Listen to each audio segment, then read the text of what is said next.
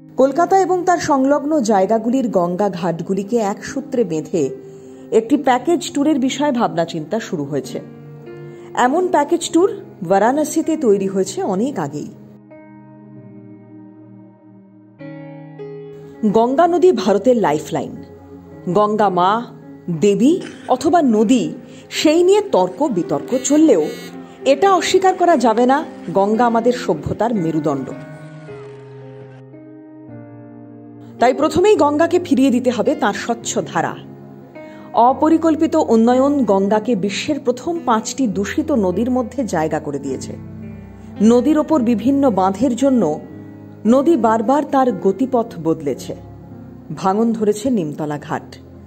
কলকাতা থেকে ফলতা নদী ধীরে ধীরে বদলাচ্ছে তার গতিপথ। গঙ্গা এবং তার শাখা নদীগুলিকে ঘিরে গড়ে উঠেছিল মহানগরের গুরুত্বপূর্ণ নির্মাণ। ভবতারিণীর মন্দির, বেলুর মঠের মতো ধর্মীয় স্থানগুলির সঙ্গে গঙ্গা তীরে ছড়িয়ে ছিটিয়ে রয়েছে অসংখ্য দর্শনীয় স্থান।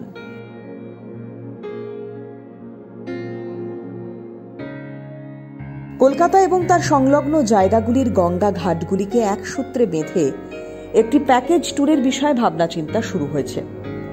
এমন প্যাকেজ ট্যুর বারাণসীতে তৈরি হয়েছে অনেক আগেই।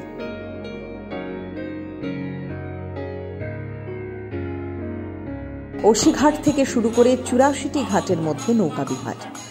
নৌকা থেকে গঙ্গা আরতি দর্শন পর্যটকদের কাছে এখন অত্যন্ত জনপ্রিয়। কলকাতাতেও সেরকমই একটি ট্যুর পরিকল্পনা করছে পরিবহন এবং পর্যটন দপ্তর।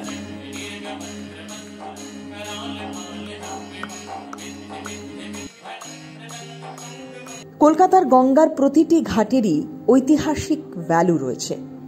এই ঘাটগুলিকে দত্তক দেওয়ার চিন্তা করা হচ্ছে। ঘাটগুলি যারা দত্তক নেবেন তারাই ঘাটের রক্ষণাবেক্ষণের সঙ্গে সঙ্গে সৌন্দর্যায়ন করবেন।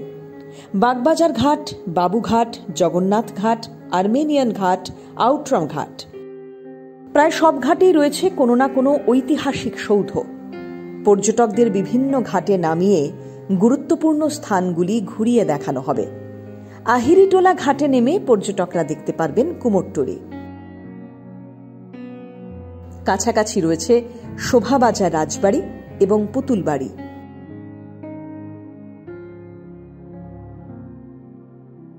আর্মেনিয়ান ঘাটে নেমে দেখা যাবে ফোর্ট উইলিয়াম। ঘুরে দেখানো হবে বেলুর মঠ, দক্ষিণেশ্বর কালীবাড়ি। এর সঙ্গে রয়েছে নদীপথে ভ্রমণের মনোরম মজা।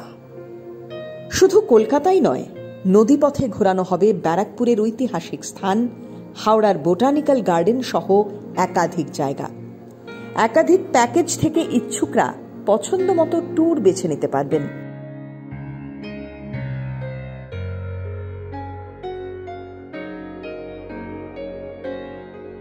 বিদেশিদের জন্য থাকবে বিশেষ ব্যবস্থা।